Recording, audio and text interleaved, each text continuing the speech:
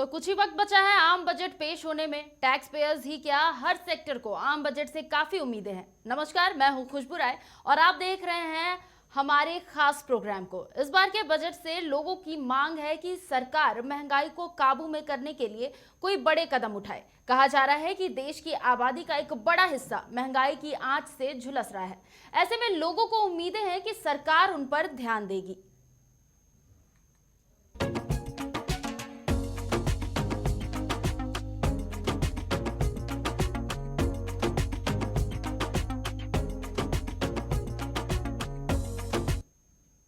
तो मोदी 2.0 का यह आखिरी बजट होगा। इसके बाद जो बजट पेश होगा वो अंतरिम बजट होगा। ऐसे में इस आम बजट पर सभी की निगाहें हैं। युवा से लेकर महिलाओं तक, किसानों से लेकर व्यवसायी तक, हर वर्ग को इस बजट से काफी ज्यादा उम्मीदें हैं। और हो भी क्यों ना, आखिर है तो ये देश का बजट। मोदी सरकार के दूसरे टर्म का आखिरी पूर्ण बजट, एक ऐसा बजट जिसमें आम जनता के साथ व्यवसायी वर्ग की भी निगाहें हैं। महंगाई अपने चरम पर है। सोने चांदी की कीमतों में भी जबरदस्त उछाल देखी जा रही है और निवेशक भी परेशान दिख रहे हैं। ऐसे में निर्मला सीतारमण का ये बजट कईयों के लिए उम्मीद लेकर आता दिखता है। अधिकतर जानकारों का मानना है कि चुनावी साल के एक वर्ष पहले सरकार आम आदमी की पसंद के बजट को पेश करना चाहेगी। क्रिप्टो बाजार सरकार से कर व्यवस्था में बदलाव के साथ ऐसे कदमों की उम्मीद कर रहा है जिसमें देश में उसकी मांग में वृद्धि हो। वहीं महंगाई दर को काबू में रखने के लिए सख्त कदम उठाने की दिशा में कुछ ठोस निर्णय की जरूरत है। ये लास्ट फुल टर्म बजट है, अगले साल इलेक्शंस हैं और देखिएगा, अगर आप किन्हीं कारणों से देखिए 22 साल पहले 3 नए स्टेट्स का सृजन हुआ, छत्तीसगढ़, झारखंड और उत्तराखंड।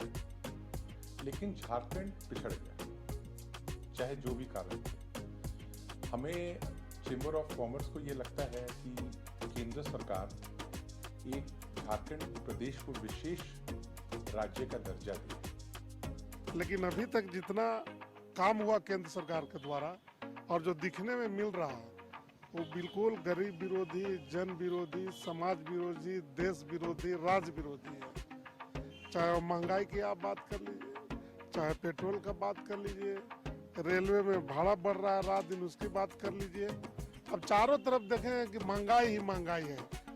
कि महंगाई पर कैसे अंकुश लगे, बेरोजगारी का कैसे निदान हो, रोजगार का कैसे सृजन हो, किसानों की आय कैसे दुगनी हो, अर्थव्यवस्था कैसे मजबूत हो, और खास करके झारखंड के लिए कि झारखंड का जो रुपया बाकी है वो झारखंड को प्राप्त हो। गरीब कल्याण योजनाओं को लाने का काम किया है, सहज और सुलभ कानून बनाने का काम किया है। तो इसलिए हम कह सकते हैं कि ये प्रो पुअर बजट होगा, ऐसा मैं मानता हूँ। यहाँ पर गरीब और मध्यम वर्गों को विशेष रूप से ख्याल रखा जाएगा, ऐसा मैं मानता हूँ। अगर बजट से उम्मीद की बात की जाए तो करदाताओं के लिए आयकर की छूट सीमा 2.5 लाख से बढ़ाकर 5 लाख होने की उम्मीद, स्टैंडर्ड डिडक्शन का दायरा 50,000 से बढ़ाकर 75,000 होने की उम्मीद, महंगाई से राहत देने के लिए कुछ ठोस कदम, सीनियर सिटीजन के लिए रेल यात्रा में रियायत देने की उम्मीद, होम लोन में ब्याज दरों में बढ़ोतरी से काफी असर हुआ है, इस दिशा में कुछ कदम उठाने की उम्मीद, किसान सम्मान निधि की रकम बढ़ाने की उम्मीद, एजुकेशन लोन सस्ता होने की उम्मीद, स्वास्थ्य बीमा में छूट होने की उम्मीद, बजट में निवेशकों को राहत की उम्मीद, कैपिटल गेन टैक्स पर कुछ खुशखबरी की उम्मीद, नई कंपनियों के निजीकरण की उम्मीद कम, लगातार चौथे साल विनिवेशक के लक्ष्य से चूकेगी सरकार। देश के गरीब जनता को उम्मीद है कि सरकार आम बजट में उनका ध्यान रखेगी। ऐसे में सीतारमण का पिटारा किसके लिए क्या सौगात लेकर आएगा, ये बस कुछ घंटों की बात है।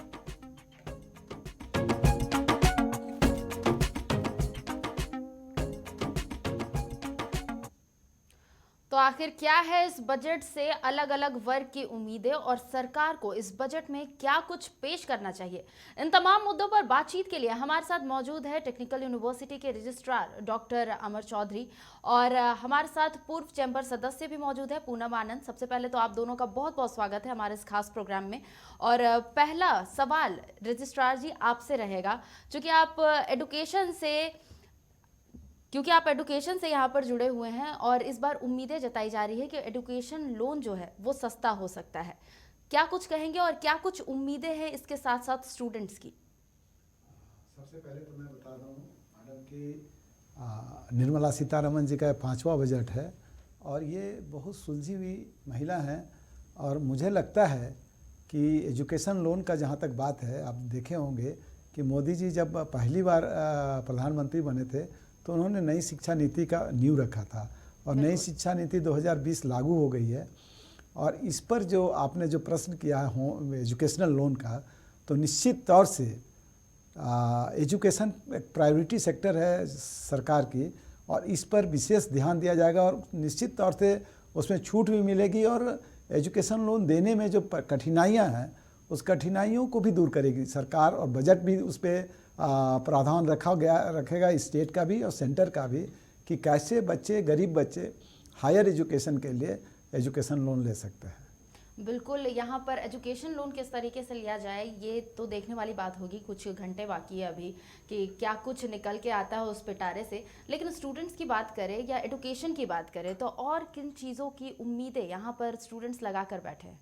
अमर जी आपसे पूछ रही थी ये सवाल। देखिए, स्टूडेंट्स की एक्सपेक्टेशन इस सरकार के आने के बाद, क्योंकि हमारी जो शिक्षा नीति है उसको थोड़ा बदलाव लाया जा रहा है, तो स्टूडेंट जो आज ग्लोबलाइजेशन में बच्चे जो हमारे पढ़ते थे उनको नौकरी नहीं लगती थी, बिल्कुल, और उसको इन्होंने एक स्किल डेवलपमेंट के क्षेत्र में सरकार चाहे स्टेट हो चाहे सेंटर हो, अब पढ़ाई का महत्व बदल रहा है।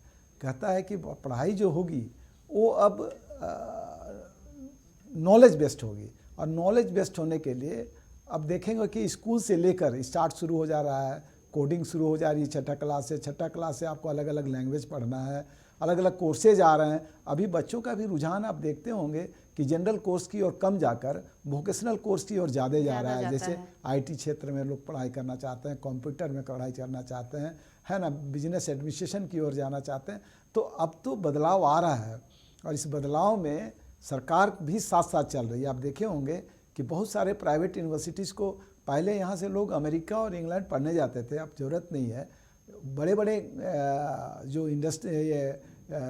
यूनिवर्सिटीज़ हैं वो भी कोलैबोरेट कर रहे हैं इंडियन यूनिवर्सिटीज़ के साथ, आईआईटीज़ के साथ कोलैबोरेट हो रहा है और उनको ये मौका भी दिया जा रहा है नया शिक्षा नीति में कि आप भारत आइए और भारत में खोलिए, जिससे हमारे जो यूनिवर्सिटी हैं वो भी एक्सचेंज प्रोग्राम करें, फैकल्टी डेवलपमेंट एक्सचेंज प्रोग्राम हो या फिर लेबोरेटरी डेवलपमेंट एक्सचेंज प्रोग्राम हो या फिर टेक्नोलॉजी डेवलपमेंट एक्सचेंज प्रोग्राम हो और हम लोग एट पार वर्ल्ड के एट पार में अपने बच्चों को तैयार करें जो केवल लोकल या नेशनल नौकरी ना पाएं, पूरे दुनिया में ये आगे बढ़े।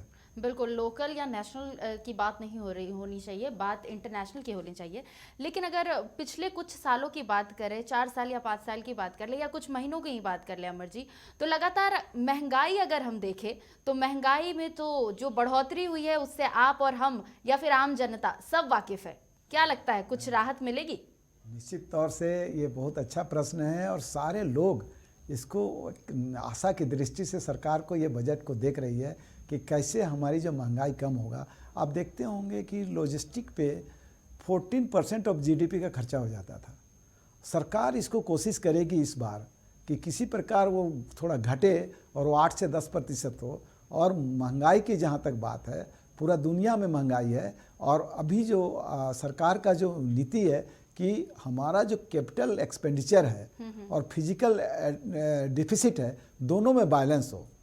केवल फिजिकल डिफिसिट करा के महंगाई को घटा देना वो सस्टेनेबल नहीं होगा। देश जो है जिस तरह कर्ज में लेकिन डूबते ये जा भी रहा तो था, सही नहीं है ना सर कि महंगाई बढ़ती जाए निश्चित, बढ़ती जाए, निश्चित, आम निश्चित। लोग इतने परेशान हो निश्चित। जाए कि उन्हें समझ नहीं आए। निश्चित। मैं पूनम जी की तरफ रुक करना चाहूंगी। पूनम जी, जैसा कि हम महंगाई को लेकर के बात कर रहे थे, चूंकि आप एक महिला हैं, घर को जानती है, सोशल एक्टिविस्ट भी है, लोगों के बीच भी जाती है, आप देखती होंगी कि महिलाओं को कितनी दिक्कतों का सामना करना पड़ रहा है। लगातार खाने पीने की चीज़ों में कितनी ज़्यादा उसके जो दाम है कितने ज़्यादा बढ़ गए हैं।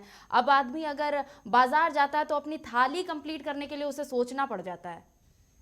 बिल्कुल सही बात है कि महंगाई जिस तरह से हम देख रहे हैं पिछले 4-5 वर्षों से, 4-5 वर्षों से नहीं, पिछले कई वर्षों से ही बढ़ रही है महंगाई। बिल्कुल। लेकिन पिछले 4-5 वर्षों से माननीय प्रधानमंत्री जी के आने के बाद से एक आम आदमी को एक उम्मीद सी जगी थी कि जिस तरह से देश का विकास होगा उस तरह से आम आदमी की तरफ भी इनका ध्यान रहेगा और आम आदमी के बारे में भी ये सोचेंगे। बिल्कुल। लेकिन अभी न्यूज़ चैनल्स में भी हम लोग देखते हैं इस चीज़ को कि पहले देश फिर देशवासी, ये हम लोग बहुत सी जगहों में ये सब पढ़ भी रहे हैं, सुन भी रहे हैं। अभी हाल फिलहाल में ही ये बयान भी सामने आया ये था, बयान भी सामने PM आया मोदी जी का। है। बिल्कुल। लेकिन मुझे लगता है कि अगर देशवासी अगर सही से चलेंगे तो शायद देश भी हमारा और बेहतर हो पाएगा। पहले से बेहतर हुआ है, इसमें कोई दो राय नहीं। लेकिन महंगाई की बात अगर हम करते हैं तो मिडिल मैन जो है, मिडिल क्लास आदमी जो है, उसके ऊपर में बहुत गाज गिरती है। बिल्कुल। क्योंकि उसे समझ नहीं आता है कि वो अपना किचन संभाले, अपने बच्चों की एजुकेशन संभाले या अपनी लाइफ की बाकी चीज़ों को संभाले। बड़े लोगों के लिए क्या है कि बजट अगर बढ़ता है तो वो उसमें मैनेजेबल हो जाते हैं। जो गरीब तबके के लोग हैं वो कहीं ना कहीं थोड़ा बहुत एडजस्ट कर जाते हैं, लेकिन जो मिडिल क्लास आदमी होता है वो मर जाता है इसमें। वो सबसे ज्यादा उसकी पिसाई होती है। बिल्कुल। तो और यहाँ हर पर व्यक्ति चाहता है, अभी मैं मतलब किसी से भी बात होती है, सिर्फ पेट्रोल की बात, डीजल की बात, बाकी राशन की बात, हर चीज की बात देख लें, आप किसी भी चीज को हाथ लगाएं, आप पॉकेट में 1000 रुपए लेके जाएंगे तो इतना सा सामान लेके आप घर आते हैं, आपको समझ में नहीं आता कि क्या लाए और क्या नहीं लेके आए। तो और कटौती आखिरकार अगर देखा जाए तो किचन के ही सामानों में करना पड़ता है पूनम जी, क्योंकि आप एजुकेशन में कटौती नहीं कर पाते। आप बाहर जाकर और किसी चीज में कटौती नहीं कर सकते। अगर एडजस्टमेंट स्टार्ट होता है तो वो किचन से ही स्टार्ट होता है। किचन से और घर से करते हैं। और हमें ये सोचना होगा कि अगर हम किचन में कटौती करते हैं तो कहीं ना कहीं हम लोगों के हेल्थ में बहुत फैक्टर आता है। हम फिर बाहर जंक खाने में चले जाते हैं, बाकी चीज़ों में चले जाते हैं। हेल्थ अगर है, जैसे कि अगर देश का स्वास्थ्य अगर अच्छा है, देशवासियों का स्वास्थ्य अगर अच्छा है, क्योंकि घर का खाना घर के किचन से ही निकल के ही हम लोग बड़े होके आगे देश के लिए काम करने के लिए बाहर निकल पाते हैं।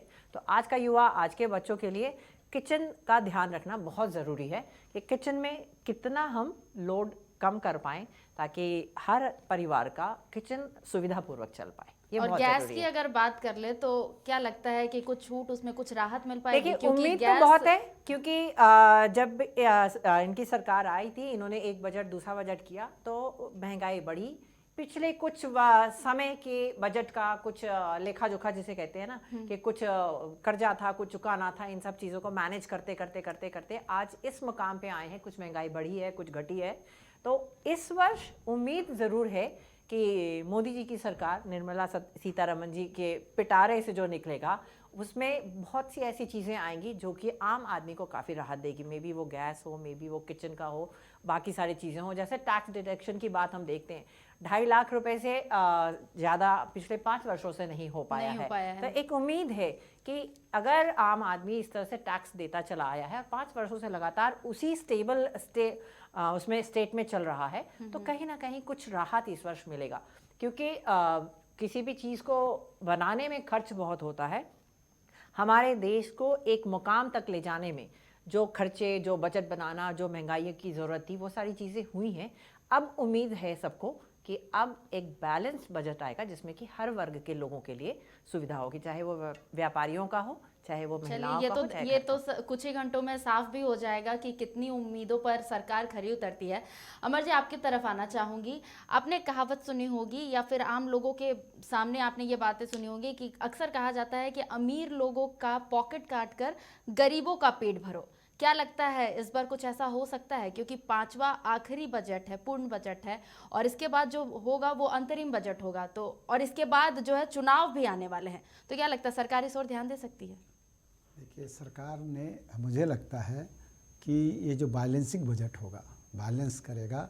क्योंकि जो भी काम होता है, हमको लगता है कि मैं एक अर्थशास्त्री होने के नाते ये बता सकता हूँ कि कि ये सस्टेनेबल बजट होगा। मोदी जी का जो सोच जो रहा है, जो अभी तक देखा गया है, ये चाहते हैं कि सबका साथ हो, सबका विकास हो, सबका प्रयास हो। तो सब कोई का प्रयास होगा, थोड़ा ही थोड़ा सही, लेकिन निश्चित तौर से लोगों की चाहत तो बढ़ती है, चूँकि लोगों का ये उम्मीद भी है कि इस बार जो है कि इलेक्शन बजट होगा तो हमको सुहावना रिजल्ट आएगा। लेकिन सच्चाई क्या है कि देश की जो बजट की सिस्टम जो है, जो फिजिकल डेफिसिट बढ़ रही थी, उसको बहुत हद तक कंट्रोल किया गया है और हमको लगता है कि अब समय आ गया है कि उसमें अब सुधार दिखेगा। और इस बार का बजट जिन पे अभी चर्चा कर रहे हैं, जैसे गैस पे चर्चा किए या और चीज़ों पे चर्चा कर रहे हैं, निश्चित तौर से लॉजिस्टिक पे जब जीडीपी से घटेगा, ज़्यादातर खर्चा हमारा उसी में होता है, तो निश्चित तौर से दामें घटेंगी, लेकिन अचानक नहीं घटेगा। फिर भी मुझे पूर्ण विश्वास है कि इस बार का जो बजट होगा वो लॉन्ग टर्म बजट होगा, आगे तक चलेगा और एक नया दिशा देगी सभी क्षेत्रों में। केवल हेल्थ और एजुकेशन को नहीं लेकर हमको लगता है कि सभी क्षेत्रों में, जैसे देखिए अभी झारखंड के संदर्भ में एक बात करें हम कि इस बार का जो बजट होगा, हमको लगता है कि ट्रैवल एंड टूरिज्म पे विशेष ध्यान दिया जाएगा। एक झारखंड एक ऐसा प्रदेश है जहां हर क्षेत्र में ट्रैवल एंड टूरिज्म का अगर इस पर बजट आ जाए सरकार की, तो हर क्षेत्र में नए नए आयाम खुलेंगे और उससे हमारा नौकरी भी बढ़ेगा और लोगों का, आप देखिए झारखंड में तो क्या लगता है कि सरकार ध्यान देगी इस ओर झारखंड को लेकर के? झारखंड में टूर एंड टूरिज्म को बढ़ावा देने के लिए जो उम्मीदें यहाँ पर जताई जा रही है, क्या लगता है सरकार ध्यान देगी? क्योंकि अगर देखा जाए, नॉर्मली हमने देखा है कि जिन राज्यों में चुनाव, विधानसभा चुनाव रहता है, उसमें सरकार का फोकस थोड़ा ज्यादा रहता है। और इस बार अगर हम देखें तो इस साल इस राज्य में चुनाव नहीं होने वाले हैं। तो क्या लगता है कि ये जो आप कह रहे हैं टूर एंड टूरिज्म को लेकर के झारखंड की ओर ध्यान दिया जाएगा, उस पर सरकार खरा उतरेगी? देखिए, ये तो एक नेशनल बजट होगा और उसमें चूंकि जिस क्षेत्र में जहाँ पे जिसकी उपयोगिता होगी वहीं वहाँ लागू होगा। तो झारखंड तो अनभिज्ञ रहा है, माने बहुत सारे ऐसे जगह हैं जहाँ पे अभी तक कोई पहुँचा ही नहीं है, और जहाँ जाएंगे, जो स्पोर्ट में जाएंगे, जो हम लोग कश्मीर और नैनीताल और यहाँ घूमने जाते हैं, सारा वातावरण यहाँ पे मौजूद है। सिर्फ एक अच्छा प्रयास की ज़रूरत है और सबका, मतलब कि स्टेट गवर्नमेंट का भी और सेंट्रल गवर्नमेंट का एक अच्छा प्रयास की ज़रूरत है। और हमको लगता है कि इस बार का बजट होगा जो ऐसा बजट होगा जिसमें नौकरियां ज़्यादा निकलेंगी, और नौकरी निकलेगी। ये तो देखने वाली बात होगी, कुछ घंटों में ये साफ भी हो जाएगा। और इन सब के बीच अपने दर्शकों को बताना चाहूंगी कि हमारे साथ चैम्बर सदस्य विकास विजयवर्गीय भी जुड़ गए हैं। आपका बहुत बहुत स्वागत है यहाँ पर आने के लिए। और अब सवाल आप ही से रहेगा, चूंकि आप चैम्बर के सदस्य हैं, व्यापारियों की क्या उम्मीद है इस बार? देखिए, व्यापारियों की उम्मीद की बात मैं करूं तो हम झारखंड से आते हैं और सभी कोई जानते हैं कि आज पूरे देश को अगर हम लोग माइंस और मिनरल के रूप में रेवेन्यू दे रहे हैं, आज 70-75 साल होने जा रहा हमारे देश की आज़ादी का, और हम एक्सपेक्ट करते हैं कि हमारे स्टेट के अंदर में सबसे पहले मिनरल बेस्ड इंडस्ट्रीज़ की स्थापना हो, यहाँ पे छोटे छोटे क्लस्टर्स की डेवलपमेंट हो। हम बजट में आशा रखते हैं कि शायद सरकार हमें ये मांगे दे कि हमारा जो रेवेन्यू यहाँ से जो बाहर जा रहा है माइंस से रिलेटेड, उससे रिलेटेड इंडस्ट्री यहाँ लगे, यहाँ के लोगों को रोजगार मिले, ताकि समग्र विकास यहाँ पे हो सके। दूसरा, मुझे ऐसा लगता है कि जीएसटी का जो कंप्लाइंसेस है, आज देखिए जीएसटी एक बहुत ही अच्छा टैक्सेशन सिस्टम आया हमारे देश में, हम लोग इससे खुश भी थे, परंतु आज एक जो सबसे बड़ी समस्या आ रही है इसमें कंप्लाइंसेस का। मुझे लगता है कि इन कंप्लाइंसेस को फाइनेंस मिनिस्टर के संज्ञान में भी होना चाहिए, और सभी इंडस्ट्रीज एसोसिएशन ने इस बातों को उनके तक पहुंचाया है। हम उम्मीद करते हैं कि कंप्लाइंसेस को कम करते हुए इसका और सरलीकरण करना चाहिए। मैं रेलवे सब कमेटी भी अभी देख रहा हूं, मुझे लगता है कि इस बार चूँकि अब रेलवे फ़ायदे में है, तो जो सीनियर सिटीजन का जो डिस्काउंट था, उस डिस्काउंट को वापस बहाली करना चाहिए। एवं झारखंड सीनियर सिटीजन्स भी इसको लेकर के उम्मीद जता रहे हैं, क्योंकि कोरोना काल आने के बाद जो ट्रेनें बंद हुई तो उस टाइम पर उनसे ये वापस ले लिया गया था, ये रियायत उन्हें नहीं मिल रही थी। तो ऐसे में वो भी अब उम्मीद जता रहे हैं कि एक बार फिर से उनके लिए सफ़र सस्ता होगा। बिल्कुल। और भी अगर युवाओं को लेकर के बात करें विकास यहाँ पर, तो युवा, उन्हें सबसे ज़्यादा ज़रूरत होती है रोज़गार की। क्या लगता है रोज़गार के क्षेत्र में सरकार इस बार उम्मीदों पर खरा उतरेगी? देखिए, चुनावी वर्ष है, मुझे ऐसा लगता है कि रोज़गार के लिए नए मौके आने चाहिए, नए चीज़ें खुलेंगी। परंतु इसके साथ साथ मैं पुनः एक बात को वापस कहना चाहता हूं कि युवाओं के लिए सिर्फ नौकरी एक बात नहीं है। युवाओं के लिए रोजगार में अगर बिजनेस का माहौल भी कुछ ऐसा बनाया जाए कि छोटे छोटे industries, cluster industry like dairy farm या जो छोटी छोटी फैक्ट्रियां होती है, वैसे फैक्ट्रियों का डेवलपमेंट के लिए अगर एक छोटा इंडस्ट्रियल कॉरिडोर बनाया जाए जो हमारे स्टेट में आज भी नहीं के बराबर है, वैसे डेवलपमेंट भी साथ साथ करना चाहिए जिससे रोजगार युवाओं को मिल सके। आपने देखा होगा पिछले कोविड काल में के पहले ही मोदी जी ने अनाउंस किया था 2% सब्सिडी जो एमएसएमई को लोन के लिए, उससे बहुत ज़्यादा फ़ायदा नहीं हो रहा है।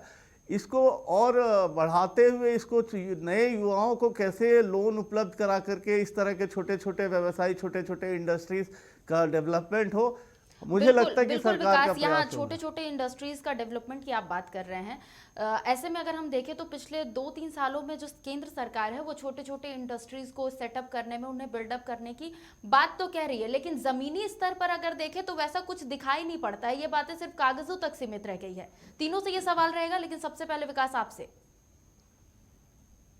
देखिए, ऐसा है कि आपने ठीक कहा कि कागजी तौर पे बहुत अच्छी पॉलिसीज आई है हमारे देश के अंदर में, कुछ क्षेत्र में हो भी रहा, परंतु मुझे ऐसा लगता है कि हम पूरे देश की बात नहीं करते हुए हम अगर eastern part of the country की बात करें, बिहार, झारखंड, उड़ीसा को हम इससे अलग रखते हैं, बंगाल, इन क्षेत्रों में अभी भी विकास की बहुत संभावनाएं हैं। यहाँ पे इस तरह के इंडस्ट्रीज़ के लिए देखिए केवल पॉलिसी बनाने से नहीं होगा, यहाँ के स्टेट गवर्नमेंट से मिल करके उनके साथ सहयोग करके और कैसे ज़मीनी स्तर पे यहाँ के रोजगार को एक नया आयाम मिले, एक इंडस्ट्रीज़ की ओर जाए, व्यापार की ओर जाए, जिससे ज़्यादा से ज़्यादा लोग रोजगार से जुड़े। देखिए, एक इंडस्ट्री लगने से सिर्फ उस इंडस्ट्रियलिस्ट का फ़ायदा नहीं होता, पूरे क्षेत्र का फ़ायदा होता, इकोनॉमी हमारे स्टेट पे ही घूमेगी। और मैं मतलब हमारा रिक्वेस्ट, और मुझे ऐसा लगता है कि केंद्र सरकार हमारे स्टेट को भी देख रही है और मुझे लगता है कि ऐसा कि इस तरह का कुछ ज़रूर ठोस हमारे लिए आना चाहिए। बिल्कुल। पूनम, आपके पास आना चाहूँगी। अभी क्वेश्चन वही है कि छोटे जो इंडस्ट्रीज होते हैं उसको बढ़ावा देने के लिए, उससे रोजगार जोड़ने के लिए सरकार दावे तो करती है, लेकिन ज़मीनी स्तर पर कुछ दिखाई नहीं पड़ता है। और बात अगर झारखंड की कर ले तो इसकी हालत क्या है वो तो हम सब जानते हैं। देखिए, जैसा कि अभी बताया उन्होंने कि ज़मीनी स्तर पे काम का होना बहुत ज़रूरी है। पॉलिसीज़ बहुत बनती हैं, प्रोग्राम्स बहुत आते हैं, लेकिन वो ज़मीनी स्तर पे उतर नहीं पाते हैं। ये बात हम सबसे किसी से भी छुपी ही नहीं है कि जब प्रोग्राम या कोई भी प्रोजेक्ट आता है तो क्या होता है। ये स्टार्टअप की बात जो होती है, ये स्टार्टअप के नाम से बहुत सारा काम हुआ, लेकिन जो भी आज स्टार्टअप वाले लोगों को देख पा रहे हैं, हम लोग माने सामने से देख पा रहे हैं, उनकी जो हालत है, उन्हें ऐसा लगता है कि हम कहाँ फंस गए हैं, या फिर वो उद्योग जो स्टार्ट किया उन्होंने उसे उन्होंने बंद कर दिया। उन्होंने बंद कर दिया। उनके इतनी सारी प्रॉब्लम्स है जिसको वो सॉल्व नहीं कर पाते हैं और उन्हें समझ में भी नहीं आता है। तो मेरा एक ही हमेशा से कहना रहा है कि कोई भी प्रोग्राम, कोई भी पॉलिसी अगर आपकी आती है तो उसका इम्प्लीमेंटेशन, पॉलिसी बना देना एक और चीज़ होती है, उसका इम्प्लीमेंटेशन कितना ज़रूरी है ये समझना ज़रूरी है। पॉलिसी से लेके इम्प्लीमेंटेशन तक सरकार को देखना चाहिए। इतने विभाग हैं, इतने डिपार्टमेंट्स हैं, इतनी नौकरियां हैं सरकारी, उसमें आप हर काम को देख सकते हो, ये बहुत ज़रूरी है। हमारे देश में कहूँगी या हम लोगों के इसमें क्या है कि हम बस ऊपर की बात करते हैं, नीचे तक जाने की ज़रूरत महसूस नहीं करते हैं। बिल्कुल। पानी में हमने डुबकी लगाई, नीचे क्या है नहीं देखना, ऊपर से निकल के बाहर आ जाते हैं। तो ये हमारे देश में जब तक होता रहेगा, इस तरह से हम चर्चाएं करते रहेंगे और हमारे बजट बनते रहेंगे और इस तरह से होता रहेगा। ये हम पिछले 75 सालों से देख रहे हैं। ऐसा नहीं है, जैसा मैंने पहले भी कहा है अपने वक्तव्य में कि मोदी सरकार आने के बाद महंगाई बढ़ी, बाकी सारी चीज़ें बढ़ी हैं, तो एक बैलेंस बनाने की ज़रूरत है। जब एक चीज़ें बैलेंस बन गई हैं तो अब उम्मीद है कि अब बजट ऐसा आएगा जिसमें कि बहुत सारी चीज़ों को देखा जाएगा। कुछ ऐसे बजट होते हैं, कुछ ऐसी चीज़ें होती हैं, जैसे अभी कहा गया कि टूरिज्म, ट्रैवल एंड टूरिज्म पर बात की जाएगी। लेकिन अफसोस इस बात का है कि ट्रैवल एंड टूरिज्म पे तो दे देंगे, लेकिन सिक्योरिटी पे कहीं कुछ बजट नहीं होगा। तो टूरिज्म और ट्रैवल जो है, वो जब तक सिक्योरिटी नहीं होगी स्टेट में, सिक्योरिटी में बजट नहीं आता है, तब तक टूरिज्म कैसे डेवलप करेगा कोई। तो सारी चीज़ों का कोऑर्डिनेशन बहुत ज़रूरी होता है। ये कोऑर्डिनेशन करके अगर किसी भी स्टेट में ये सारी बजट को दिया जाता है, चीज़ें दी जाती है, इंफ्रास्ट्रक्चर की बात आ जाती है, बिल्कुल, बहुत सारे इंफ्रास्ट्रक्चर आ जाते हैं, लेकिन उस इंफ्रास्ट्रक्चर को करना कैसे है, उसको वहाँ maintain आके वो कैसे खुश हो करना जाता है, है। बिल्कुल। तो ऐसे बजट होते हैं जिसकी वजह से आज तक हम लोग इसी तरह से चर्चा में बिल्कुल हैं। इस वर्ष का डॉक्टर अमर उम्मीद आपसे है। भी यही सवाल रहेगा कि जिस तरीके से मैं पूछ रही थी, जान रही थी कि स्मॉल स्केल इंडस्ट्रीज को बढ़ावा देने की बात हो जाती है, पॉलिसीज बन जाते हैं, योजनाएं बन जाती है, लेकिन जब जमीनी स्तर पर उसे देखते हैं तो हालत क्या है वो अभी अभी पूनम जी ने आपको भी बताया, तो आप क्या सोचते हैं? देखिए, मैं थोड़ा इसमें डिफ़र करता हूँ। आप देखे होंगे कि झारखंड में 40% मिनरल्स है पूरे इंडिया का, लेकिन आज भी यहाँ के जो लोग हैं, near about 68% people are dependent on agriculture and allied sector.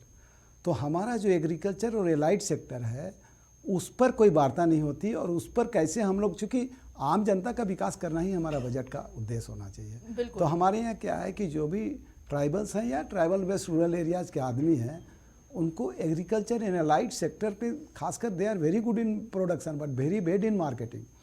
तो पूरा 2020 का जो कॉन्सेप्ट था कि हर 15 किलोमीटर में क्लस्टर बन जाए और उस क्लस्टर में मार्केटिंग का पूरा व्यवस्था हो, वहाँ पे अच्छा स्कूल हो, अच्छा कॉलेज हो, अच्छा हॉस्पिटल हो, तो ये माइग्रेशन ऑफ जो टाउन में आ रहे हैं लोग, लेबर जो माइग्रेट कर रहे हैं, वो माइग्रेट नहीं करेंगे। और हमको लगता है कि इस और भी बहुत काम हो रहा है, जैसे माइक्रो और स्मॉल इंडस्ट्रीज़ की अभी आप देखेंगे एसएसजी ग्रुप सब आ रहे हैं और अच्छा काम हो रहा है। देहात में बहुत बदलाव है, ऐसा नहीं है। कोरोना पीरियड में भी हमारे झारखंड में बहुत ज़्यादा हताहत नहीं हुआ, और हमारे लोग इस ओर बहुत जागरूक हो रहे हैं। खासकर महिलाएं बहुत आगे आ रही हैं जो एकदम नहीं आती थी। अगर आप देखेंगे एजुकेशनल स्कूल एजुकेशन में, तो हमारी लड़कियां 100% अब स्कूल जा रही हैं। अब जाकर देखें कभी गांव में तो लड़कियां थोक के थोक, हमारे यहाँ देखिए फुटबॉल के क्षेत्र में, किसी भी क्षेत्र में, तो बदलाव तो हो रहा है। अब इसको कैसे हम लोग समेटेंगे और कैसा बजट लाया जाए कि जो अंतिम व्यक्ति तक जो लोग है, जो लोग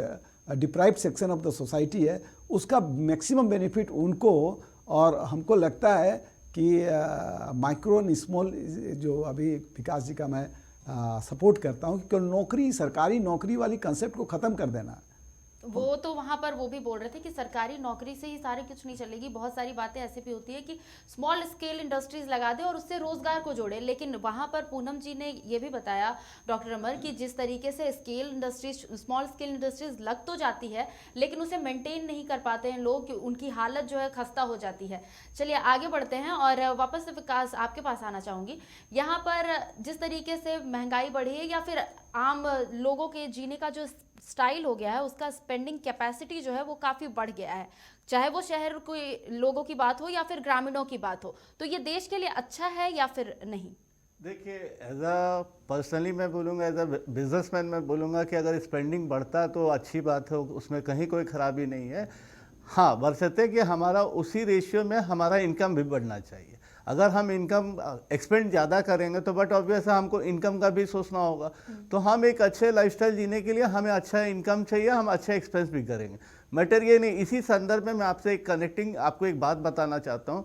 चुनावी बजट ना होते हुए मैं एक्सपेक्ट करूँगा कि एक आम बजट जो अभी कल आने वाला हो, एक ऐसा बजट हो जो इस देश के लिए हितकारी हो। जैसे आप देखेंगे पूरे देश के अंदर में क्या हो रहा है, तमाम राजनीतिक पार्टियां क्या कर रही है आज के डेट में, चुनाव के चक्कर में वो जो फ्री राशन और फ्री अनाज और सारे चीज़ जो गाँव में फ्री दे रहे हैं, आप बिलीव नहीं करेंगे, हम बिजनेसमैन को आज यहाँ पे रिसोर्स मिलना मुश्किल है। यहाँ पे लेबर्स नहीं आ रहे हैं, यहाँ पे लड़के लोग काम कर रहे हैं। सरकार बोलती है कि लोकल को आप काम देना, अभी झारखंड सरकार की एक नियम आया कि आप लोकल को काम दीजिए, बट कहाँ काम दे, यहाँ लोकल काम कर रहे हैं, आ नहीं रहे, वो गाँव से निकल नहीं रहे, उनके घर पे अनाज उनको मुफ्त मिल रहा है, उनको सारा चीज़ वहाँ सुविधा मिल रहा है। तो ऐसे नहीं होना चाहिए। मेरा कहना है कि उनको ये प्रेरित करे कि वो काम करे, चाहे वो अपना रोजगार करे या कहीं पे काम करे, उनको एक ऐसा माहौल, आप उनको पढ़ाने के लिए जो बेस्ट हो सकता है, फ्री ऑफ कॉस्ट पढ़ाई, एकदम CBSE स्टैंडर्ड का इंग्लिश मीडियम में आप उनको पढ़ाए। हॉस्पिटल जो फॉरेन में कई कंट्री में ऐसा जो हॉस्पिटल्स है, आप जाइए, कोई भी आम आदमी जाए, वहाँ पे निःशुल्क उनका इलाज हो। बट ये जो फ्री देने वाला कॉन्सेप्ट है, इसको, ये मेरा पर्सनल विचार है कि इसको बंद होना चाहिए, मुझे ऐसा लगता है। बिल्कुल। डॉक्टर माफ कीजिएगा, पूनम आप क्या कहेंगे इस पर? मैं विकास की इस बात से काफ़ी हद तक सहमत हूँ कि ये जो सरकार की योजनाएं, जैसा मैंने पहले भी कहा है कि जो सरकार की योजनाएं आती हैं ना, वो योजनाएं बन जाती हैं, योजनाओं को धरातल पे उतारने का तरीका जो है वो अलग होता है, अलग लोग करते हैं। और जो फ्री की बात कर रहे हैं, ये काफ़ी हद तक ये हमारे देश के ऐसे काफ़ी लोग हैं जिन्हें हम मतलब कहना नहीं चाहिए, जो कि बिल्कुल भी काम करना ही नहीं चाहते हैं। जैसा डॉक्टर अमर ने कहा कि यहाँ की महिलाएं ज़्यादा आगे बढ़ के आ रही हैं, तो एक हमारे झारखंड का तो कल्चर है कि यहाँ की महिलाएं बहुत उद्यमी हैं। लोकल हम ट्राइबल या गांव में जाते हैं तो यहाँ की महिलाएं बहुत उद्यमी होती हैं, वो आगे आ रही हैं। लेकिन ये फ्री की चीज़ें जो उन्हें घर बैठ के उपलब्ध हो रही है, कहीं ना कहीं उन्हें बहुत आराम परस्त बना रही है और वो उसका नाजायज़ फ़ायदा भी उठाते हैं। बिल्कुल सही बात है कि आप एजुकेशन आप टोटल फ्री करो। हम सरकारी स्कूल में बच्चों को नहीं पढ़ाते, स्कूल का इंफ्रास्ट्रक्चर का दुनिया भर का पैसा आता है, बिल्डिंग्स बन जाती हैं। आप अभी बाहर निकल जाओ थोड़ा सा रांची के आसपास में 50 ऐसे स्कूल की बिल्डिंग्स मिल जाएंगी जो कि खंडर बने हुए हैं या खाली पड़े हुए हैं, वहाँ कोई बच्चे नहीं है। क्यों नहीं आप एजुकेशन के लिए कुछ ऐसा बजट, ऐसा प्रोग्राम बनाते हो कि हर बच्चा पढ़े? क्यों नहीं मैंडेटरी है कि 10th तक 12th तक बच्चे को पढ़ाना ही है? हॉस्पिटल देख लीजिए आप, सरकारी हॉस्पिटल्स में हम लोग नहीं जाते, गरीब आदमी भी जाता है बेचारा तो वो वापस आ जाता है, इलाज नहीं होता है। क्यों? इन सब चीजों में देखना चाहिए कि हमारी सुविधाएं मिले हमें। जो यहाँ पर सरकार फ्री में जो राशन बांट रही है वो लोगों को नहीं, डिपेंडेंट बना रही है, एक तरह से वो आत्मनिर्भर नहीं बनना चाह रहे हैं। बिल्कुल डिपेंडेंट है और एक एज होना चाहिए। आप विदेशों में देखिए ना, वहाँ पे सीनियर सिटीजन के लिए पेंशन है। बिल्कुल। यहाँ पे अगर व्यापारी सीनियर सिटीजन हो गया, उसको कोई पूछने वाला नहीं है, वो भूखा मर जाएगा। उसके अड़ोस पड़ोस के लोग खिला देंगे तो खा लेगा, नहीं तो वो भूखा मर जाएगा। बट वहाँ सरकार सीनियर सिटीजन को बेयर करती है। तो कुछ ऐसे बजट्स आने चाहिए। इन सब के बीच मैं अमर जी को देख रही हूँ, मुस्कुराते हुए नजर आ रहे हैं।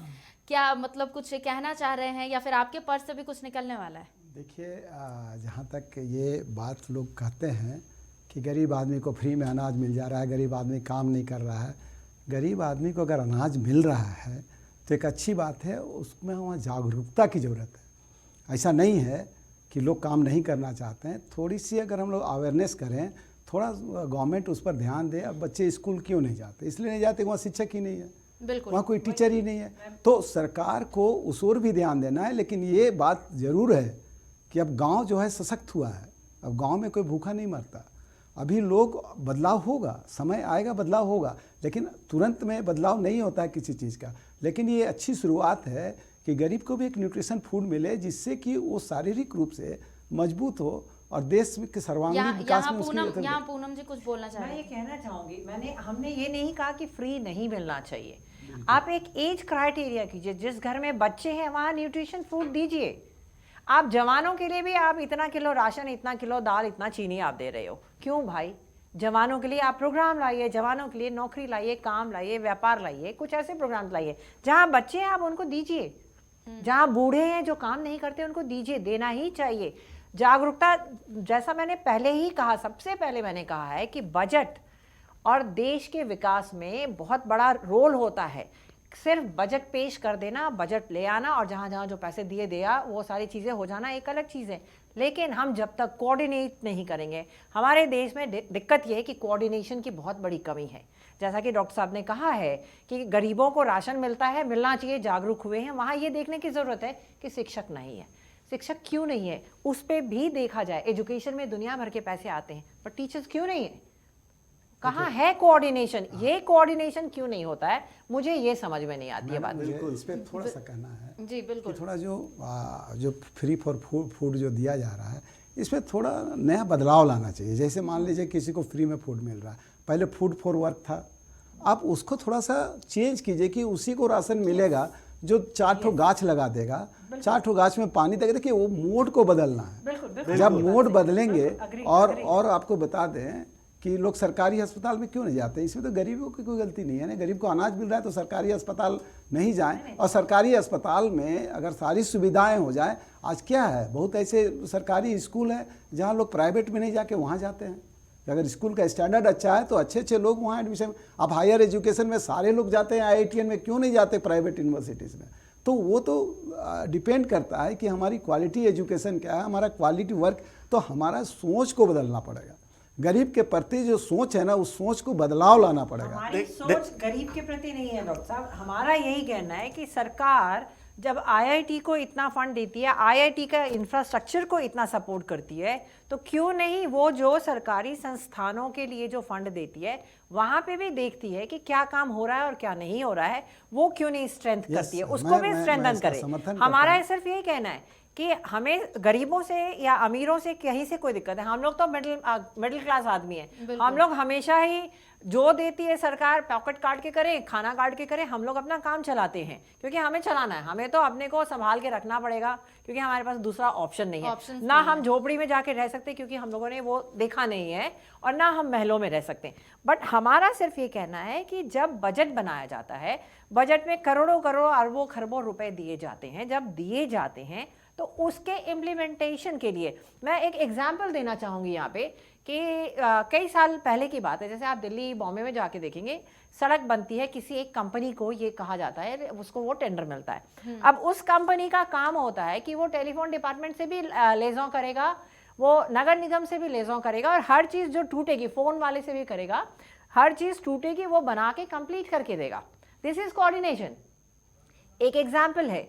और सरकार जब देखती है कि जब प्राइवेट कंपनीज इस तरह से कोऑर्डिनेशन के साथ काम करती है, तो ये बजट में जो इतने प्रोग्राम्स और इतने पैसे और इतने प्रोजेक्ट्स और इतने योजनाएं आती हैं, उनके कोऑर्डिनेशन के लिए भी क्यों नहीं सरकार एक बजट ही बना दे भाई, कि भाई इनके कोऑर्डिनेशन के लिए अब ये तरीका होगा ताकि कोऑर्डिनेट हो। आज गरीबों को राशन मिला, राशन खाते हैं, हेल्दी हैं, लेकिन साथ साथ उनके बच्चे पढ़ें, ये क्यों नहीं देखा जाता? क्यों उनके बच्चे घर में हैं, उन्हें फ्री में यूनिफॉर्म दे दिया जाता है, बच्चे जाते हैं, यूनिफॉर्म पहनते हैं, खाना खाते वापस आते हैं, उनमें क्वालिटी एजुकेशन क्यों नहीं है? क्यों वो बच्चे नहीं अवेयर हो पा रहे हैं कि हमें भी पढ़ना है? क्योंकि कहीं ना कहीं जागरूकता की कमी है, और तो ये सारा कोऑर्डिनेशन करना होगा। हम 75 साल से अमीर गरीब कर रहे हैं। जैसे आपने कहा, मेरे को लगता है आप थोड़ा समझे नहीं मेरी बातों को। हमने ये नहीं कहा कि फ्री नहीं होना चाहिए, फ्री की व्यवस्था जिस मोड पे चल रहा है इसको समाप्त करते हुए आपने बोला स्कूल में शिक्षक नहीं, अरे क्यों नहीं है शिक्षक? ये तो सरकार को देखना ना कि वहाँ पे अच्छे शिक्षक रिक्रूट हो, अच्छे बच्चों को वहाँ पे पढ़ाई हो। चलिए ठीक है, आगे बात करना चाहूंगी। विकास, आपके पास वापस से आना चाहूंगी। यहाँ पर झारखंड, चूंकि हम सब जानते हैं कि काफी पिछड़ा राज्य रहा है, ये हम जानते हैं। इस बजट से झारखंड के लोग, झारखंड वासी किस उम्मीद के साथ बैठे हैं, खासकर अगर उद्योगपति या फिर व्यापारियों की बात करें तो? देखिए, एक तो कॉमन परिप्रेक्ष्य में मैं ये बोलना चाहता हूँ कि हम व्यापारियों की एक बहुत पुरानी मांग है कि सिंगल कंपनी सिंगल रजिस्ट्रेशन पूरे देश में होना चाहिए। अभी जो एक रजिस्ट्रेशन का परिपाटी है, एक उद्योग विभाग से कराना है, एक नगर निगम से कराना है, एक जीएसटी में कराना है, एक इनकम टैक्स में कराना, ये व्यवस्था को खत्म होना चाहिए। जैसे एक इंसान का सब में पेच फंसा रह जाता है, इसी में पेच फंसा रहता है। लोग व्यापारी कंप्लायंस करते करते परेशान है, कोई इनकम टैक्स के वकील को पकड़े हुए हैं, कोई जीएसटी का वकील को पकड़े हुए हैं, कोई सिविल कोर्ट का वकील को पकड़े। तो ये क्या है आखिर? हम जब आपको रेवेन्यू में हमारा बहुत बड़ा रोल है, हम क्या बोलते हैं, अपनी जिम्मेदारी बखूबी निभा रहे हैं, तो हम सरकार से एक्सपेक्ट करते हैं कि इस पे ध्यान देना चाहिए। हमने मांग किया है, उम्मीद है कुछ इस पे सॉल्यूशन जल्द से जल्द आएगा। जहाँ तक झारखंड की बात हम लोग करते हैं, तो मैं फिर से यही कहूँगा, झारखंड का विकास उसी दिन होगा जिस दिन यहाँ के जो मिनरल्स यहाँ पे है उससे रिलेटेड यहाँ पे फैक्ट्रियाँ यहाँ लगेगी। मैं आपको एक बात याद दिलाना चाहता हूँ, कुछ साल पहले आर्सेलर की कंपनी 40,000 करोड़ रुपए का इन्वेस्टमेंट लेकर के खूंटी आई थी। खूंटी में उनका प्लांट नहीं लगा, उसके बाद रामगढ़ में, पेटरवार में लगने की बात थी, वहाँ भी नहीं लगा। मैं आपको बताना चाहता हूँ कि वो प्लांट लगने के पहले उन्होंने यहाँ के 2 ITI को 5-5 लाख रुपए का CNC मशीन उन्होंने निःशुल्क दे चुके थे। उनका टारगेट था कि वहाँ के जो भी बच्चे ट्रेनिंग में आएंगे उनको फ्री ऑफ कॉस्ट ट्रेनिंग दे करके और उसको वो इन फ्यूचर अपने कंपनी में रखते। तो मेरा ये कहना है कि वैसी कंपनी और उससे रिलेटेड एंसिलरीज जो छोटी छोटी जो पहले होती थी, CCL जब बहुत तेज में था तो उनसे एंसिलरी यहाँ बहुत ज़्यादा डेवलप हुए, टुपुदाना, नामकुम, तो ऐसी इंडस्ट्री के एंसिलरी डेवलप होंगे तभी हमारा जो राज्य है वो संपूर्ण विकास की ओर होगा। अन्यथा हम लोग ये छोटे छोटे कार्यक्रम करते रहेंगे, सरकार अलग अलग छोटी छोटी कार्यक्रम होती रहेगी, उससे पूरा लाभ झारखंड को नहीं है। झारखंड का लाभ तभी होगा जब यहाँ के मिनरल्स से रिलेटेड इंडस्ट्रीज यहीं लगे और यहीं के लोगों को उसमें रोजगार दिया जाए, फाइनल प्रोडक्ट यहीं बने। बिल्कुल। डॉक्टर अमर, अब मैं आपसे बात करना चाहूंगी, यहाँ पर क्या लगता है कि इस बजट में छोटे छोटे एग्रीकल्चर बेस्ड जो इंडस्ट्रीज होते हैं वो झारखंड में लगनी चाहिए? क्या उसकी जो उम्मीद है वो हम जता सकते हैं? निश्चित तौर से पूर्ण आशा है कि इस क्षेत्र में आज भी मैं बताऊं कि 70% लोग देहात में रहते हैं और उनका माइग्रेशन शहर में, और शहर बहुत स्ट्रेन में है, बहुत दबाव में है। तो छोटी छोटी इंडस्ट्रीज जैसे एग्रीकल्चर से रिलेटेड या एलाइड सेक्टर से रिलेटेड अगर छोटे छोटे काम अभी शुरुआत भी हुए हैं, आप देखे होंगे, और मांझी अनगढ़ा के क्षेत्र में बहुत अच्छे किसान लोग सभी का ज़मीन को कॉन्ट्रैक्ट में लेकर, यहाँ पे कभी तरबूज नहीं होता था, आप देखे होंगे पूरे झारखंड में तरबूज उग रहा है। तो झारखंड एक ऐसा प्रदेश है जहाँ सब चीज़ उग सकता है, सारी चीज़ें हो सकती है। तो इसको कैसे किया जाएगा, अभी विकास जी बहुत अच्छी बात बोल रहे थे कि यहाँ पे जो चीज़ है उसका अनुकूलतम उपयोग किया जाए, और अनुकूलतम उपयोग जब किया जाएगा तो निश्चित तौर से यहाँ जब अपनी इंडस्ट्री बैठेगी, अपने लोग होंगे। डॉक्टर अमर, आप यहाँ पर बोल रहे हैं कि यहाँ पर खेती की या किसानी की जो है असीम संभावनाएं हैं, लेकिन अगर बाजार देखें तो उस अनाज को बाजार नहीं मिल पा रहा है। तो क्या लगता है कि ऐसी इंडस्ट्रीज यहाँ पर सेटअप हो सकती है जिससे उस अनाज का वो जो बाजार, सही बाजार मिल सके यहाँ के किसानों को? भाई झारखंड में पूरे देश से गेहूं आ रहा है, चावल आ रहा है, तो यहाँ अगर आप चावल गेहूं से लेकर जो चीज़ आप, सब्जी का मार्केट, इतना बड़ा सब्जी का मार्केट है, ये पूरी दुनिया को जा सकता है। ऐसा नहीं है, अगर यहाँ का प्रोडक्ट अच्छा होगा तो पूरी दुनिया के लोग लेंगे। आप देखे होंगे यहाँ आम नहीं होता था, आम के इतने पेड़ लग गए, तो बहुत चीज़ हो सकता है, बहुत संभावनाएं हैं। लेकिन बाई प्रोडक्ट तो यहाँ नहीं बन रहे हैं ना सर? बाई प्रोडक्ट भी बनेगा। अभी विकास जी बोल रहे थे कि आप जहाँ इंडस्ट्री खोलेंगे उससे रिलेटेड छोटे छोटे चीज़, आप छोटे इंडस्ट्रीज खोलेंगे तो उसी से लोगों को लोकल एम्प्लॉयमेंट होगा, और जहाँ होगा तो मार्केट भी बढ़ेगा, बाजार भी बढ़ेगा, और उससे सर्वांगीण विकास होगा। डॉक्टर साहब की बातों को मैं ऐड करना चाहूँगा। अभी हमारे राज्य के माननीय मंत्री आलमगीर आलम जी से हम लोगों ने करीब 1 साल पहले कोरोना के समय में हम लोग मिले थे, इसी जो एग्रीकल्चर रिलेटेड बाई प्रोडक्ट्स की बात करेंगे। उन्होंने बताया था पाकुड़ एरिया में आम का बहुत ज़्यादा पैदावार है और बहुत अच्छे आम का पैदावार है, उसको साल भर ये लोग प्रिजर्व नहीं कर पाते हैं। तो उससे रिलेटेड जैसे मालदा, कलकत्ता वगैरह साइड, मतलब बंगाल के क्षेत्रों में वहाँ पे छोटी छोटी इंडस्ट्रीज है जो जूस बनाती है, कुछ उसका पल्प बनाते हैं, तो ऐसे बहुत सारे काम होते हैं। उनका विज़न भी था कि यहाँ पे भी डेवलपमेंट होगा, बट वो कब होगा ये हमारे लिए चिंता का विषय है। बिल्कुल, अगर बात करें तो बातें तो बहुत सारी आ जाती है कि ये करेंगे वो करेंगे, लेकिन जब उसको इम्प्लाई करने का टाइम आता है तो वो दिखाई पड़ता ही नहीं है। पूनम जी, अब आपके तरफ आना चाहूँगी, चूँकि आप मिडिल क्लास को लेकर के बात कर रही थी, तो अगर मिडिल क्लास की बात करें तो इनका सफ़र जो रहता है वो ज़्यादातर हम सब भी जानते हैं कि रेल के थ्रू होता है या बस के थ्रू होता है। तो क्या लगता है कि ट्रांसपोर्टेशन में कुछ राहत मिल सकती है, जैसे ट्रांसपोर्ट वगैरह में कुछ, क्योंकि हाल के दिनों में काफ़ी बढ़ा है, और पहले भी वो बात कर रहे थे तो सीनियर सिटीजन्स को जो रियायत दी गई थी फ्री में जाने की, वो भी उनसे छीन ली गई है। तो क्या लगता है? देखिए, जैसा सुनने में आ रहा है, जैसा कि रेल का जो डेफिसिट था वो ख़त्म होने को है, सुनने में भी आ रहा है कि सीनियर सिटीज़न को ट्रेन में जो डिस्काउंट मिला करता था वो मिलेगा। डीजल पेट्रोल की कीमत पे डिपेंड करता है कि ट्रांसपोर्टेशन महंगा होगा कि सस्ता होगा, क्योंकि उसी के उस पर सारी चीज़ें घूमती हैं आगे पीछे। तो इसलिए उम्मीद है, जैसा मैं बार बार एक ही बात कह रही हूँ कि पिछले 4 साल 5 साल से, जो पिछले समय से जो हम बजट देख रहे हैं, उस बजट को देख के यही लगता था कि हमारे देश के फाइनेंस को स्ट्रेंथन देने के लिए महंगाई का लेवल थोड़ा सा ऊपर जा रहा है। एक समय के बाद में जब ये सारी चीज़ें कंट्रोल हो जाएंगी तो आम आदमी, खास आदमी, सबके हिसाब से एक बैलेंस्ड बजट आएगा, जिससे कि हर कोई कंफर्टेबली अपने चीज़ों को बढ़ा पाएगा। और अभी अगर हाल के दिनों में बात करें पूनम जी, तो वंदे भारत की जो चर्चा है आपने भी सुनी होगी कि काफ़ी जोरों पर है, तो क्या लगता है इसका फ़ायदा ऐसा कोई ट्रेन झारखंड को भी मिल सकता है? देखिए, उम्मीद तो हम लोगों को हर साल रहती है, हमेशा रहती है कि भाई कि झारखंड को कुछ फ़ायदा मिलेगा, लेकिन होता क्या है कि झारखंड हमेशा से जब चुनाव होते हैं तो वो प्राथमिकता में आ जाता है, चुनाव नहीं होते हैं तो वो थोड़ा सा बैकफुट में रहता है। और झारखंड के बारे में यही कहूँगी कि झारखंड की आवाज़ बनने, वहाँ जाके आवाज़ भी बननी पड़ती है, वहाँ जाके बोलना भी पड़ता है, बताया भी जाता है, लोगों को जानकारी भी होनी चाहिए कि यहाँ पे ये है। जैसा कि अभी बता रहे थे कि एग्रीकल्चर की बात हो रही है, यहाँ का एग्रीकल्चर इतना रिच है। आप टमाटर के सीज़न में हम लोग सुनते हैं कि किसानों ने खेतों में छोड़ दिया। दुर्भाग्यपूर्ण है, ये बहुत दुर्भाग्यपूर्ण है।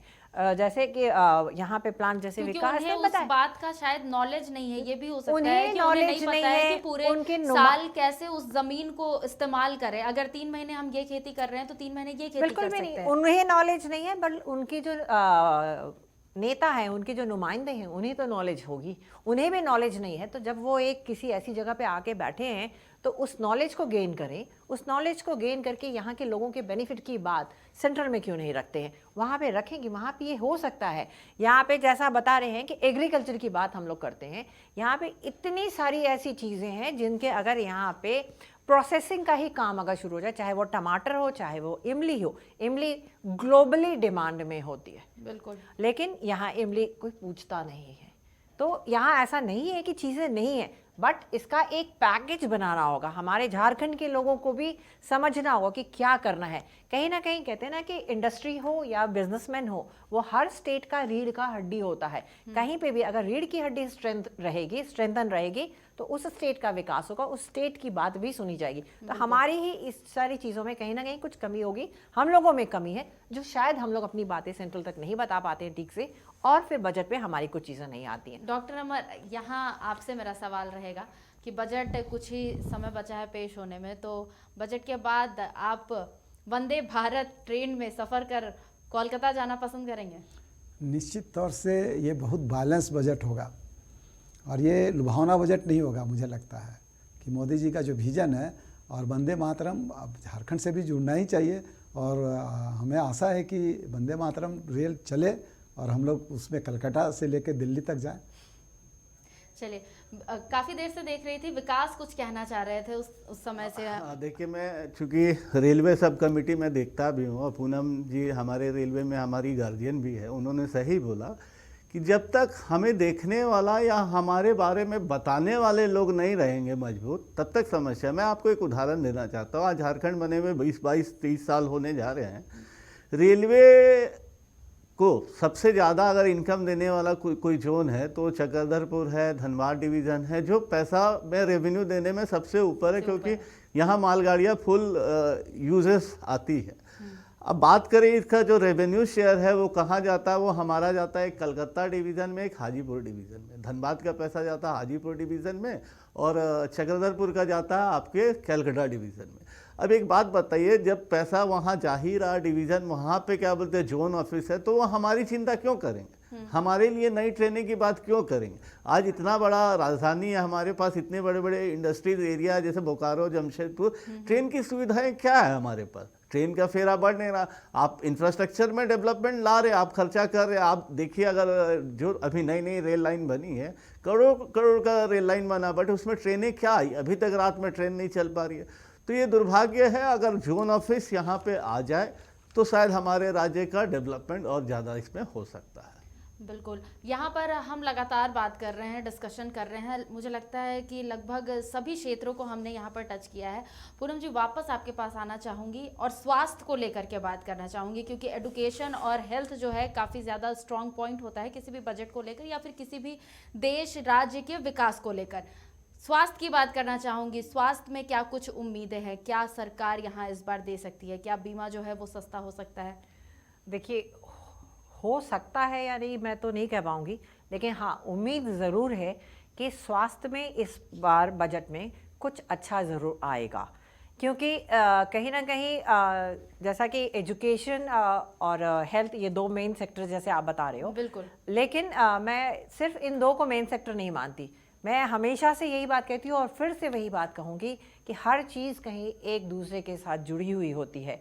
हेल्थ में अगर कुछ योजनाएं आ जाएंगी, हमें कुछ सस्ता मिल जाएगा, लेकिन उसको इम्प्लीमेंटेशन के लिए यहाँ पे हमारे पास में इंफ्रास्ट्रक्चर, बाकी सारी चीज़ें नहीं होंगी, तो वो हमारे किसी काम की नहीं होंगी। इसलिए, लेकिन उम्मीद है मुझे पूरी, अब मैं अपनी पर्सनल बात करूँ तो मुझे ऐसा बार बार फील होता है, और अब तक जो हम लोगों ने देखा है पिछले कुछ सालों से, तो मुझे बार बार इस तरह की उम्मीद आती है कि इस बारी आम आदमी को भी देखा जाएगा, क्योंकि जैसे पहले मुफ्त राशन दे के एक एरिया को स्ट्रेंथन कर दिया गया है, मिडिल क्लास कहीं ना कहीं दबाव में रहा है, तो अब उनके बारे में भी सोचा जाएगा। उनको चाहे वो पेट्रोल हो, हेल्थ हो, किचन हो, बाकी सारी चीज़ें हो, क्योंकि हर चीज़ को जब तक माननीय मोदी जी के बारे में यही कहूँगी कि उनके शासन के बाद में हमने एक ही चीज़ देखी है कि वो एक चीज़ को लेके चलते हैं और जब उसको स्ट्रेंथन कर लेते हैं तो फिर वो दूसरी चीज़ को लेके चलते हैं। तो ऐसा महसूस होता है कि अब हम लोगों का भी नंबर आ रहा है और इस बार का बजट जो है वो बहुत बैलेंस बजट होगा और हर आदमी के लिए उसमें कुछ ना कुछ होगा। उम्मीदें हैं, क्योंकि ये उम्मीदें ऐसे ही नहीं बनी हैं। पिछले कुछ वर्षों से लगातार हम लोग बजट को फॉलो कर रहे हैं, कहीं उसका खामियाजा भी भुगतते हैं, कभी हमें लगता है कि यार क्या ही महंगाई हो गई है, लेकिन जब हम लोग भी थोड़ा डेप्थ में उस चीज़ को समझने की कोशिश करते हैं तो लगता है कि नहीं, इसमें अगर इस बार हमने ज़्यादा कुछ किया है तो कल को हमारा कुछ होगा। क्योंकि मैं मानती हूँ कि मोदी जी एक दूरदर्शी नेता हैं और बहुत दूर तक देखते हैं, तो आम आदमी को भी वो देखेंगे। और इस बार का बजट एक एक्सपेक्टेशन के साथ है कि वो हेल्थ हो, एजुकेशन हो, इंफ्रास्ट्रक्चर हो और बाकी सारी चीज़ों के लिए भी एक बैलेंस बजट लेके आएंगे वो, जिससे कि हर आदमी होगा बराबर बेनिफिशियरी रहेगा, हर आदमी बराबर बेनिफिशियरी, सभी वर्ग बराबर बेनिफिशियरी रहेगा और कहीं ना कहीं हमारे देश के विकास में वो बहुत बड़ा बिल्कुल पूनम काम करेगा। क्योंकि शुरुआत हमने की थी महंगाई से और वक्त भी कम बचा है, तो महंगाई पर ही खत्म करना चाहूंगी। और एक सवाल आप तीनों से रहेगा, सबसे पहले विकास आपसे जानना चाहूंगी कि क्या इस बजट के बाद जो हमारी थाली है वो बैलेंस्ड डाइट के साथ सजेगी या फिर नहीं? देखिए, मुझे ऐसा नहीं लगता है कि अभी हमारा वर्तमान में तुरंत में ऐसा है कि हमारा जो थाली का प्लेट है वो उसका बजट कम होगा, परंतु हम दूसरे एंगल से देखें, हमारा देश जिस तेज़ी से विकास कर रहा है, आज हम पूरे वर्ल्ड में जिस इंडेक्स में हम ऊपर जा रहे हैं उससे हमें पॉजिटिव रहना चाहिए। मैंने पहले भी बोला, देखिए खर्चा से हमें डरना नहीं है। हम अगर अपने दुकान में मान लीजिए 4 स्टाफ रखते हैं, मुझे ज़रूरत पड़ता तो मैं 6 स्टाफ का भी खर्च निभाता हूँ, बट हमें इनकम जनरेशन की ओर ज़्यादा सोचना चाहिए।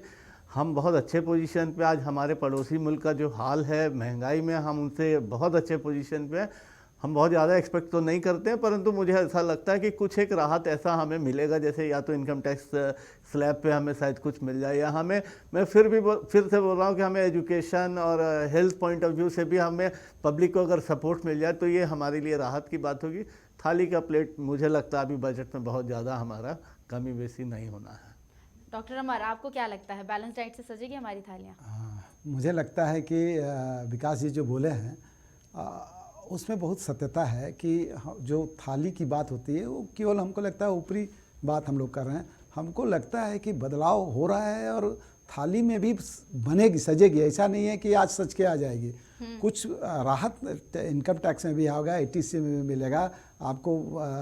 हेल्थ के मामले में बहुत बदलाव आया है। अभी देखिएगा, हेल्थ के मामले में हम लोगों को 5 लाख का गरीब आदमियों को इंश्योरेंस मिला है।